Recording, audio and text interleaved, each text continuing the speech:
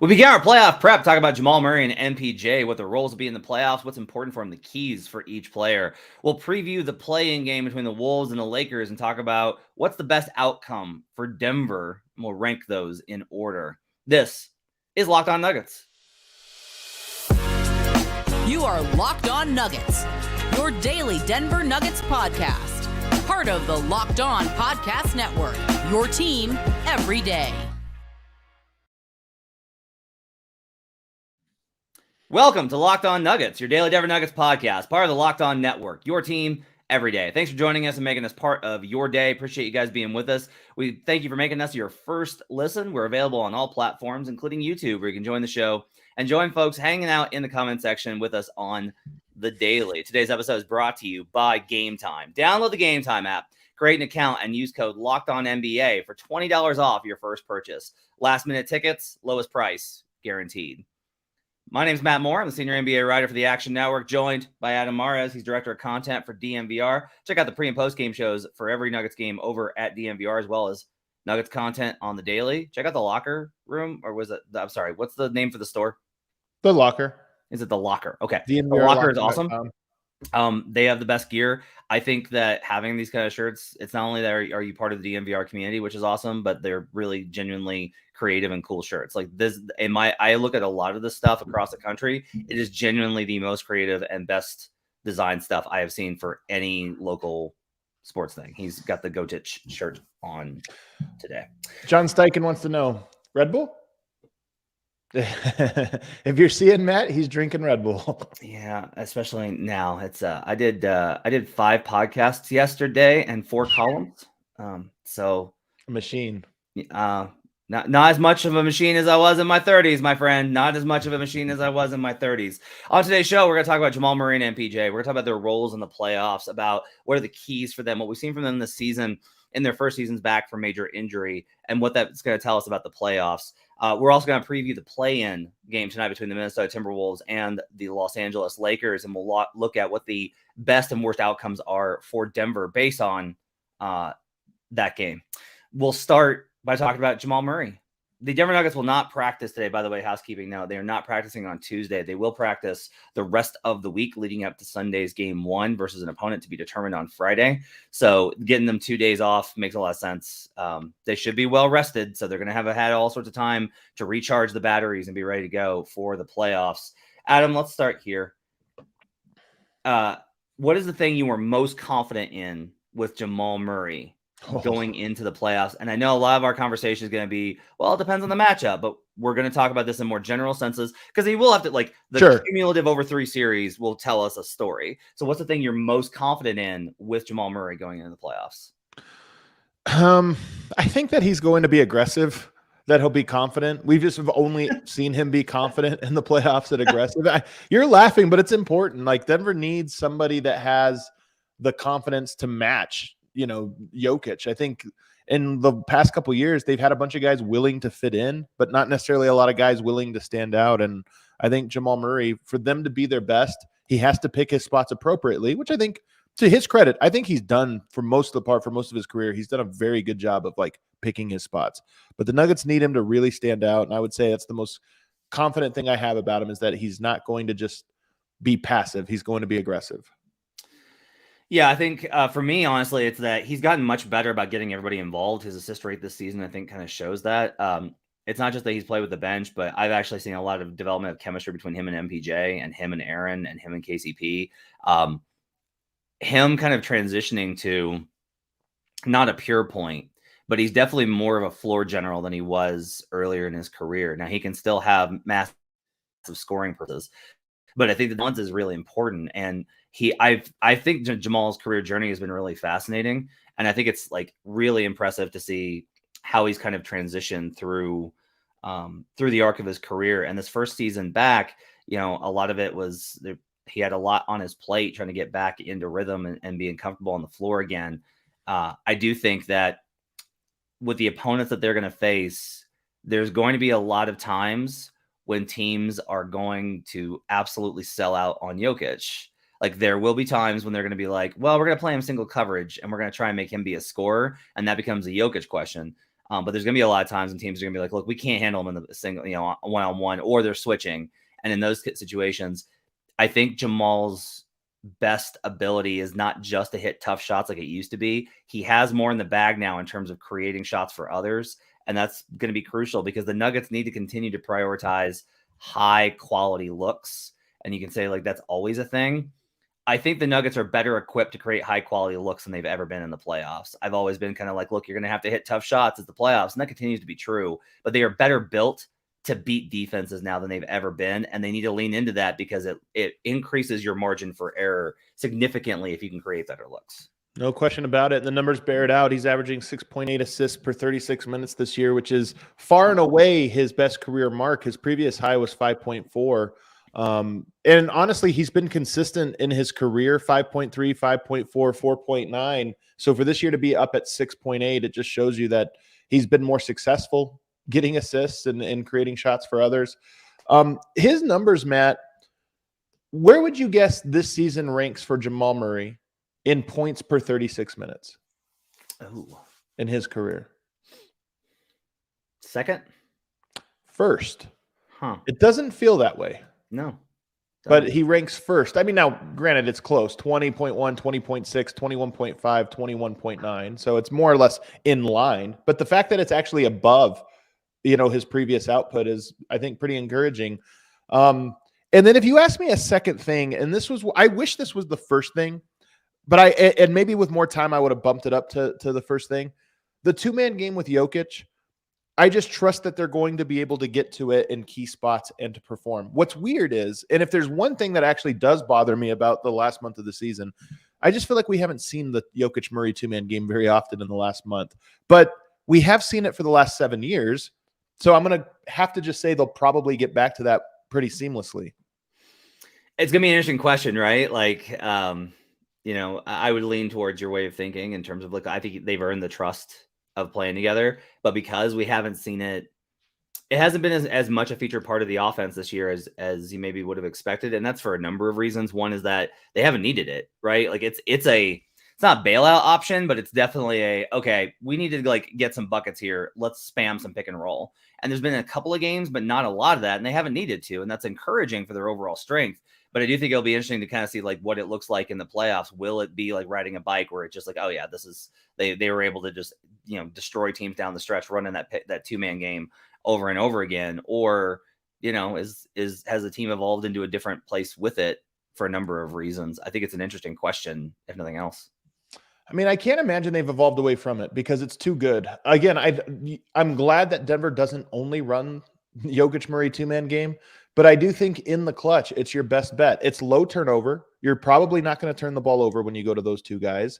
And then, teams, generally speaking, then you're going to put your shooters in the corners. You're going to space them out properly and trust that those two can make plays. And again, we just haven't seen it too much recently. But I hope in round one, that's what we're talking about. I hope we're talking about a comfortable Nuggets win in round one. And we're talking about why did they win? Because when push came to shove, they went to the thing that nobody could stop.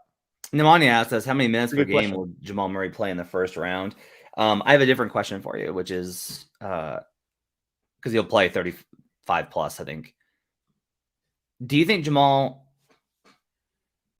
gets better, worse, or stays the same with increased minutes usage?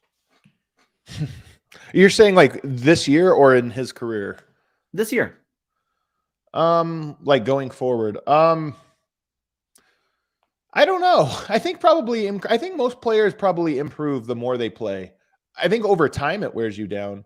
But I think generally speaking for players, the more you're on the court, the more you're just comfortable. Okay. I kind of think that he stays the same. I don't necessarily he's not a guy who's, I think is, hi, Cat. I think.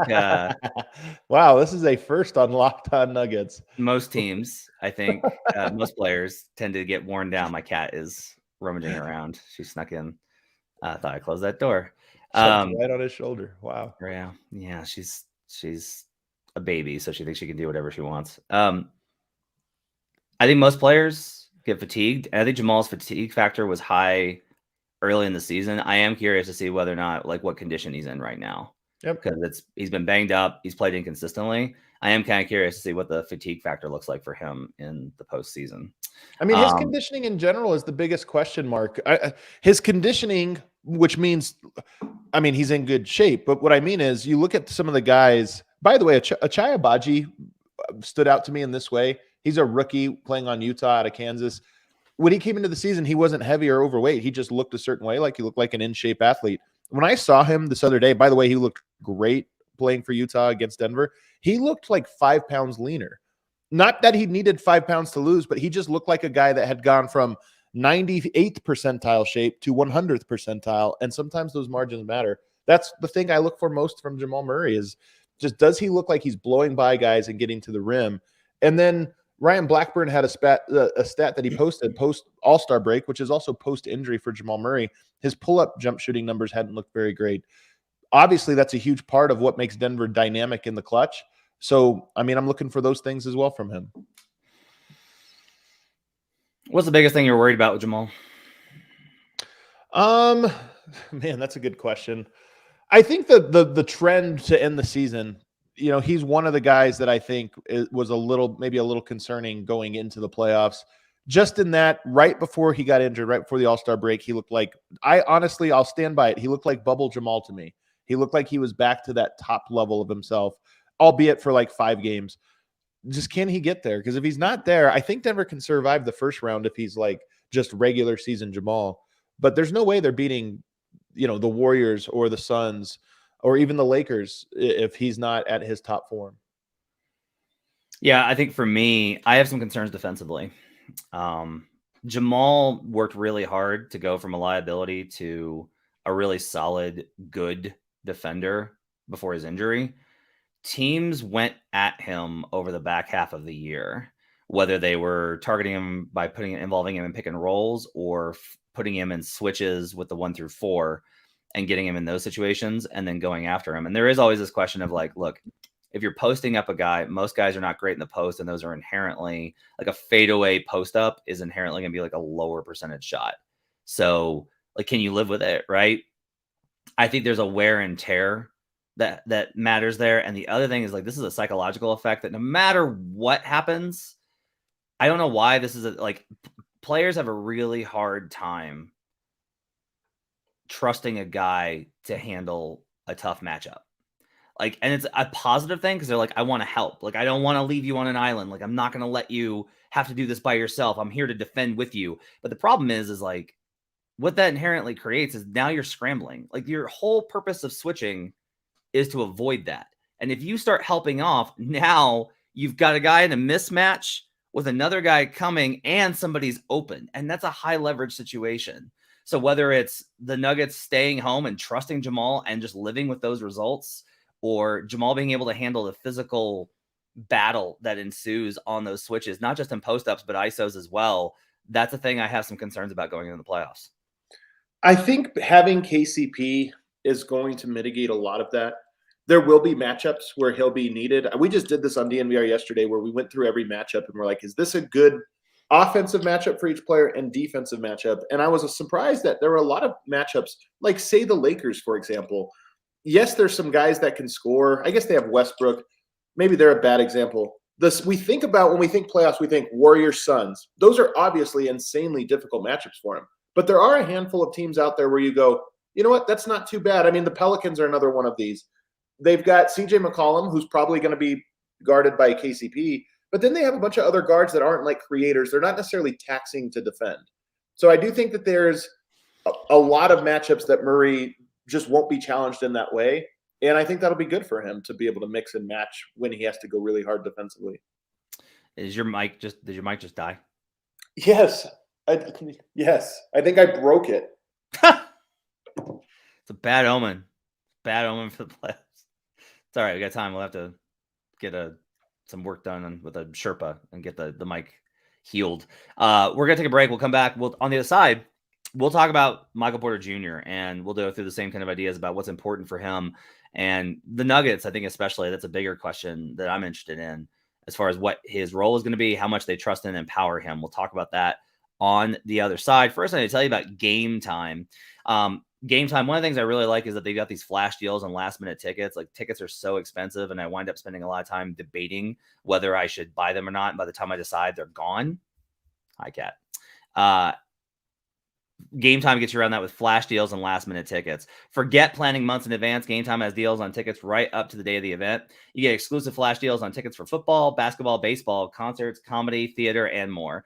The Gametime guarantee means you'll always get the best price. If you find tickets in the same section and row for less, Gametime will credit you 110% of the difference.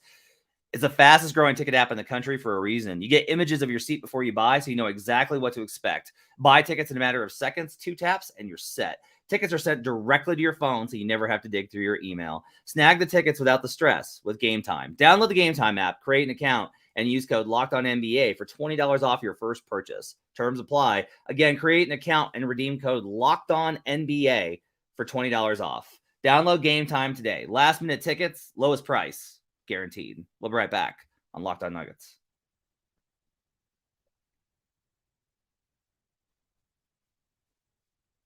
Back here on Locked On Nuggets. Thanks for joining us and making us part of your day. Appreciate you guys being with us and making us your first listen. So, Adam, we're talking about MPJ now. Let's move to him. I'll go first on this one. The thing that I feel most confident with in terms of MPJ is he is less of a liability than teams are going to expect on defense. That's not the strongest thing. Like, I feel like the offense is a given. I know what he is as a shooter. I know how complete he is. But one of the stronger things I think that's really important for the playoffs, he's going to be on that scouting report for, like, you can attack him on switches. We want to go at him. And even if he's not necessarily on that scouting report, that's what a lot of players will choose based off of reputation and what they've seen from him in years past. And so I think that there's a good chance here for MPJ to get some stops where teams are like, we wanted to attack this matchup, and then they find out game 1, game 2, like, this is just not working the way that we did. And once you get guys out of their first game plan, that's like the first step is, all right, make them go to their next plan, make them adjust. I think MPJ on both ends of the floor really has a really strong chance of being a player that forces the opponent to adjust to the Nuggets. I think it's a really good point. I want to start my response by going back to Murray, because some people in here say, are you not worried about him getting beat one-on-one? I worry about Murray the same way I worry about Jokic, and that I just don't think he put a lot of effort into defense, but I think he's capable of being a better defender than he showed. With Michael Porter, you're right that he has looked a lot better defensively, and I'm encouraged by that, and I'm hopeful and I'm optimistic about it. I will say teams I think it gets overstated, the playoffs being different from the regular season in a lot of ways, but one way I don't think it is that there's only a few games this whole year where we saw that strategy that you're talking about. Let's just try to clear out, set an ideal matchup for us, maximum spacing, and get Michael Porter on an island. We didn't see that very often. One game we did see it was in the second game at Sacramento. I think it was in January or December, and he looked pretty bad to trying to defend De'Aaron Fox in open space. That was, if you remember, a doubleheader. They played him one day and then played him the next day. So it's a game where you probably are able to make adjustments more so than in a typical regular season game. And Michael Porter did not look good there. So for me, if you told me, if you told me, is he for sure going to be a better defensive player this year than in years past? I just can't say for sure. I think he is. There's a lot of evidence that he's going to be better. But in the playoffs, I do think there's going to be very talented teams that test him there. And if you remember Christmas Day, he got switched out onto an island. And one play that sticks in my mind, he got switched out onto an island on Devin Booker, and I think he jumped at a pump fake and got beat by like 4 steps to the rim. There have been plays like that this year where if you just told me that's more what he'll look like in the playoffs, it's at least within the realm of possibility. Yeah, the effort's been there, and that's been a big reason why I think he's gotten more trust from Malone, despite that benching that caused such an uproar. I'm actually worried a little bit about the off-ball stuff. So I think he's gotten much better in terms of being targeted and pick and rolls because he knows what to expect. Like, you work on that constantly, you focus on it, and you can kind of like, okay, like you run anything at a player enough times and they're going to get tired of getting beat and they'll get a little bit better at it. Right. What I do think is you can wind up manipulating. This is especially true if they wind up seeing the Warriors. Now that's a long ways off. That's not going to be until conference finals. But if you have a team like them, not just with Steph, but Clay as well, that's constantly hitting you with motion, like that's a lot. Individual actions, like one action, MPJ's gotten a lot better at. Can he have the multiple mental effort to stay with, okay, switch, call out this, no, all right, get around this screen, okay, play stopped, don't turn around, like don't ball watch, because the second you do, they're gone, right? And again, the good news, honestly, is that Phoenix doesn't operate like that. That's not how Phoenix's offense operates. They're much more like individual single actions based off of their talent. But I am curious to see, depending on who they face, if MPJ can handle that many sequences over the course of a possession. Does that make sense? Yeah, I mean, he's always been a guy that the focus part and the like multi-calculations part have been tough for him. So I mean, I'm concerned about that part as well. And I am, if you ask me, actually my top concern for Michael Porter, outside of just injury, I mean, against the long playoffs, you play really hard, is will Malone trust him? Because there have been times this year where Malone has gone to a different option, in my opinion, too quickly. Yeah. And I just think that in the playoffs, in round one, game one especially, that leash might be a little bit longer. But I do think Malone's safety blanket / first adjustment is always going to be to put one of the other defenders in his place. Yeah, you're right. He needs to trust him. You're absolutely right that he needs to have more faith in him. Especially, I'll say this though, like Jamal, I don't know how to like evaluate this in terms of like opportunity in the playoffs.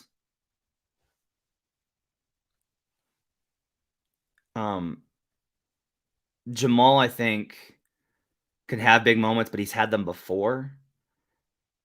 MPJ, honestly, to me, he can have series where he defines it. Like he can have games and sequences where he has wanted so long to put himself on the map. Right. And this is an opportunity. Do what? MPJ, you're saying? Yeah. You think he might be overzealous because I think it's good. Like, I think I want him to do that. I want him to take tough shots. I want him to break the defense when they're like, yes, all right. Like, we got the ball out of Jokic's hands. We made all the perfect rotations. Are you kidding me? He made another one. Like, that's massive. When you do those things, one of the key things is how much you can get defenses out of where they want to be. Like, can you force them into desperation? Can you force them into scrambling? Can you get them out of game plan? Because once you do that, they have to adjust, and then you counter to theirs. Like, This chess match is really important in playoff series, in my opinion. And I think MPJ has a huge opportunity to be able to be the player that does that, maybe more than any player on the team, because all of the game plan is built around Jokic. They have like 1, 2, 3, 4, 5 plans for Jokic. They have to. Yeah. MPJ is a guy that they're going to have like, all right, a base plan for. You force them to start to adjust to him more, and that's going to open up. It's going to make things that much easier for Denver. Well, I think it's going to come down to timely threes. And first of all, I think Michael Porter has been sneaky clutch in his career so far. It's flown under the radar, but he has some very big fourth quarter performances and even clutch shots, including in the playoffs against Portland a couple years back. But I think the way of the rhythm of the playoffs is part of the psychological battle of it. In the regular season, there's not really a rhythm to it. You play a game or whatever. In the playoffs, though, you might go game 1 and 2, where Michael Porter is a supporting cast member, where he's kind of in the corner and they're doing this. And then game 3, a team makes an adjustment that is, hey, it's going to lead. The end result of this adjustment is Michael Porter is going to be open a little bit more, just a little bit more open. And in those games, that's when you really have to punish a team, and you have to punish them early. They make an adjustment. Well, Michael Porter goes 2 for 2 for 3 in the first quarter after that adjustment, and Denver's up more than they would have been had the adjustment not been made. It's a psychological hit to the other team of, man, we adjusted, and now Michael Porter has got 12 first quarter points, and he's going, and now we have to think, is this adjustment working? So it's the timeliness of game 1, I might not get a whole lot of shots because of how they guarded us. Game 2, whatever. But when a team makes an adjustment, you got to knock them down. I'm so excited for the playoffs. Like, you and I have all these like concern points about things. Zamora says MPJ is the X factor, and they're right. I think him and Aaron Gordon are huge, just huge X factors, and they'll probably alternate which one is the X factor on a night-to-night basis. But I'm so excited for the playoffs. Teams have to adjust to take one of those guys away. There's such an opportunity for these guys. As much as like I have all these concerns, Like, there's just such an opportunity on the table for this team to make history. So, on the other side, we'll talk about the Wolves and the Lakers play-in game tournament. We'll talk about what the Nuggets' preferred outcome for that game should be. We'll do that on the other side. First, I need to tell you about PrizePicks. PrizePicks is daily fantasy made easy. You just pick 2 to 6 players, and if they'll score more or less than their PrizePicks projection, you can win up to 25 times your money on any entry. You're not competing against other people. It's just you versus the projections available, and they've got projections on any sport you want to watch. NBA playoffs, right there. I'll give you one right now. Isaac Okoro, play the overs. He's got to play a lot. If he's healthy, he's got to play a lot in this series versus the Knicks. He's the only one that can slow down Jalen Brunson. The numbers bear that out. MLB, how about them Rockies? NHL, how about them Avs? PGA, college football, men's college basketball, soccer, WNBA starts soon. Excited for that. Esports, NASCAR, tennis, disc golf, Euro basketball, cricket, and more. Entries can be made in 60 seconds or less. It's that easy. They offer safe and fast withdrawals, and they're currently operational in over 30 states and Canada.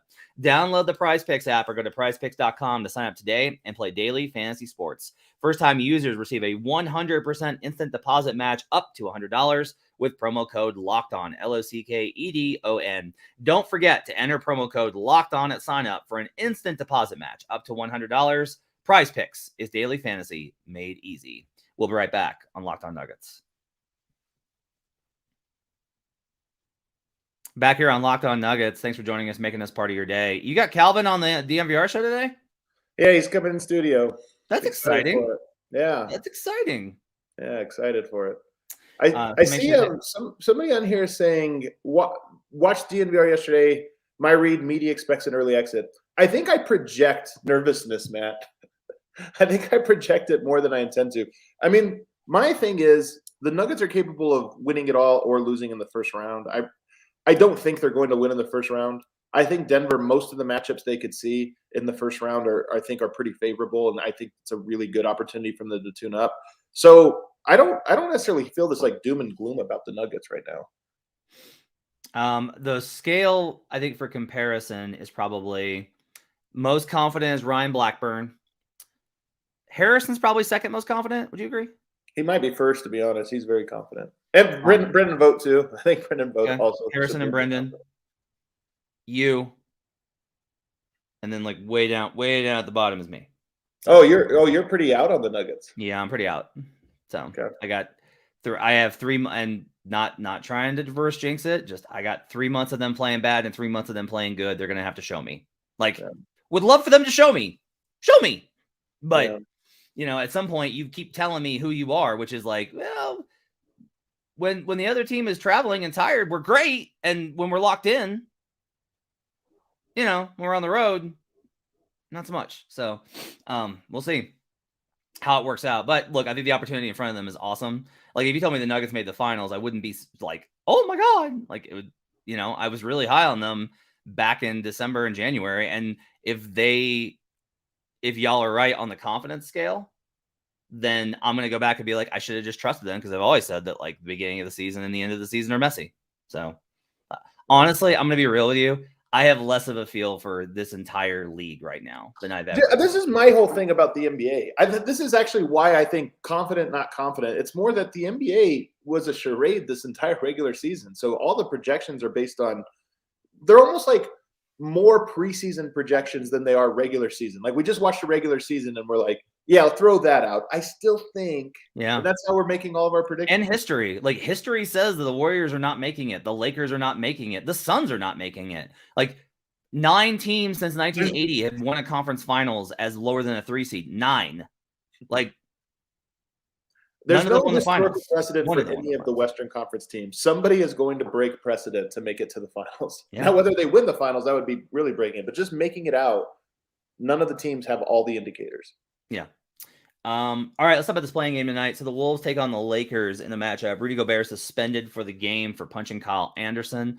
Karl-Anthony Towns questionable. And do what? Karl-Anthony Towns is questionable. Are you kidding me? I think he has illness. Oh my God. Glad I gave that pick out yesterday on the Bucket Show. No, Jaden McDaniels broke his hands. And no Naz Reid. So Anthony Davis is going to score 1 million points in this game, and he's going to shoot 1 million free throws. If Towns can go, I actually still like the Wolves. a little bit. The reason is I like Minnesota in these spots where it's like everything's against them. This is a great, like, nobody believes in a spot.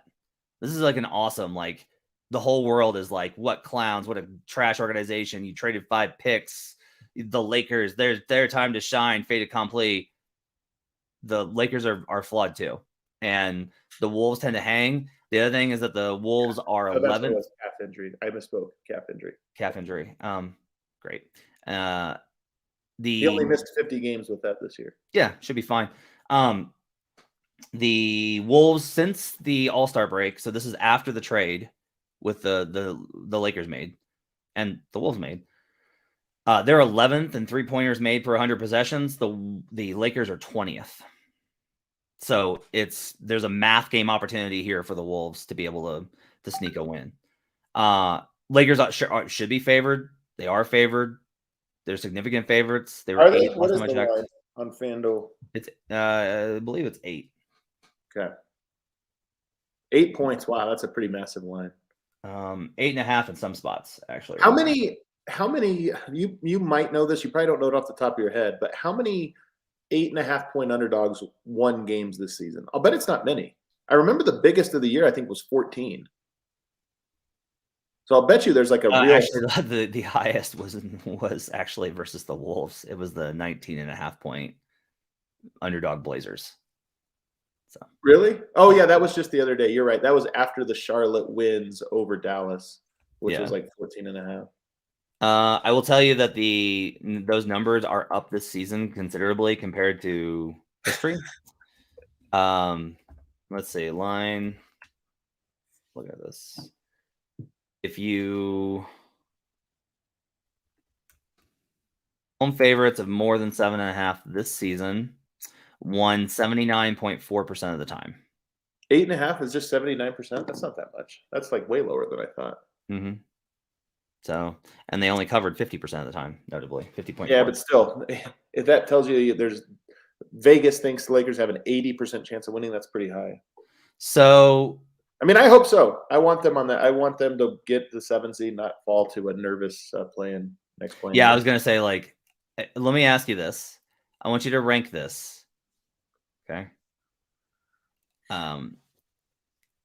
It's not really a ranking.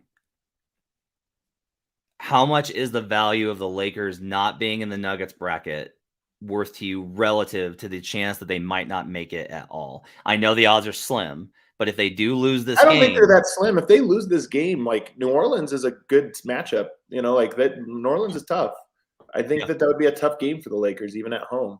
Yeah. I think playing 2 hard games in a row is something the Lakers have only done like 3 times all year. So I think that would be, I don't know. I mean, here's my thing, Matt. I don't want to play the Lakers because I think it'd be too nerve-wracking, but the Nuggets are too good for me to sit here and worry about it. Like, they need – I can't sit here and say – When did you come to this conclusion? Because it feels like this is a recent – considering how much – No. I mean, honestly, it's just the logical one of it. You're confessing you don't really believe in the team if you're really trying to stack the deck for a team that the Lakers that have repeatedly shown that they're not that good. Agree. Them being in the 7, I think is a pretty good outcome. Like, I don't love that matchup for Memphis. I think they probably beat Memphis. But then they'll probably have to get through the Warriors. Like, I like the Warriors or the Kings versus the Lakers in that second round. I think the Warriors will beat them. If not the Grizzlies. This is like a really good question. Would you rather have had the Suns in your bracket or the Lakers and Warriors? Like, which of those two would you rather have? The Suns. Yeah. I mean, I still think Denver. I know everybody's looking at that Suns one as this like doomsday. I mean, Denver can beat them. I think they're going to be pretty good underdogs, but it's not inevitable. Again, this kind of gets back to what we were talking about with the season. Nobody knows how good the Suns are. Nobody knows how good. Like, there's an idea of the Suns, but nobody knows how good they are. And that question mark is really, that's kind of the thing is, your opinion on the Nuggets is largely based off of, like, I just don't think that they're that good. If that's like your take, right? With the Suns, it's, well, I don't know that they're that good, but right. And it's interesting because the Nuggets are the one that's actually done the thing. Like, they are the 1 seed. They do have the wins. Like, they are a proven product. So it's really interesting that there's like a lot of this idea of teams. Like there's a lot of faith in the idea of teams in the Western Conference versus the Nuggets, who have been like, yeah, no, when we're not locked in, we're extremely beatable. But when we are, best of luck to you. So, all right. Well, I want to rank this. The best outcome for you is obviously Lakers lose both. Like Lakers lose both games. Sure. I mean, because I hate the Lakers, and I would love for LeBron to miss the playoffs. Okay. Second is Lakers win tonight. Okay. Third is Lakers lose tonight, win next game. Like that's the worst option, right? Only because of this. Again, Denver needs to beat them. But only talk about this for a minute. I want to hear this. Stresses me out. It would be less fun, more rewarding in the end, but less fun, I think, to have to go through that anguish. Talk about why it's so stressful for you. I mean, I just don't like the Lakers, and I don't like the NBA because of how they treat the Lakers. So I think the Lakers winning in the playoffs in any capacity, even if they just go against a 2-seed Memphis Grizzlies and beat them, to me, it would be such a horrible thing for the league. They haven't done anything right. The Lakers have not done anything right for, 10 years. It would be such especially, and including and especially this season. They did not approach this season with the appropriate respect for the league, the regular season. They didn't build this roster through, hard work and great micro moves and this or that. And so for them to win would be especially to beat a team like Memphis or a Denver, it would just be such a ridiculous outcome, I think, for the league, which, by the way, would be a financial win for the league. So they represent just so many things that I don't like about the league. I would absolutely hate it. Let's pretend. And I agree with you. It's a pretend situation, but let's pretend that the Nuggets get a fair whistle in a matchup versus the Lakers. Give me like your Jokic AD analysis without the prospect of foul trouble. Jokic scores on Anthony Davis well. He just doesn't guard him well. So I think it would be a series where both guys put up ridiculous stat lines within the line, for Jokic, that's a monster triple-double. For Anthony Davis, it's a monster double-double with a lot of, defensive blocks and this or that. So to me, like that series is a Jokic 30, 14, and 7, because in the playoffs, the assists are always a little harder to come by. And then for Anthony Davis, that's probably like 32, 12, 5 blocks or four blocks and steals. I just think both guys would have really good series. Okay. All right. That's going to do it. If you're talking about the no foul, that's the difference is the fouls. If there's not fouls, I think Denver wins, but both guys go off. That's going to do it for Locked On Nuggets for your Tuesday. We'll be back tomorrow. So the Nuggets practice tomorrow in the afternoon. So we're not going to do a morning show. We're going to wait and do a show that night to recap practice. That's what you'll hear from us on Wednesday night. Do you know it's in the afternoon? Do what? Do you know it's in the afternoon? It might be morning. If it's okay. morning, it's going to be like... You sus. I just checked. No. If it's morning, it's going to be like 11, right? Or noon availability, yeah. Well, let me put it this way: if they say it's 11, then we will talk to them at noon, even if that's when they're supposed to be done. So yeah, we'll do a night show on Wednesday night, and then Thursday and Friday, depending on schedules, we'll probably plan on night shows. So we'll make sure to try and update you as much as we can. I'll try and hit the Twitter and let you know when the live show is going to be, so you guys can know when to expect those episodes. Thanks for joining us. Appreciate you guys being with us. Have yourselves a great week. We will talk to you tomorrow. We'll react to the Lakers-Wolves game as well as practice on tomorrow's show. We'll see you guys again next time on Locked On Nuggets.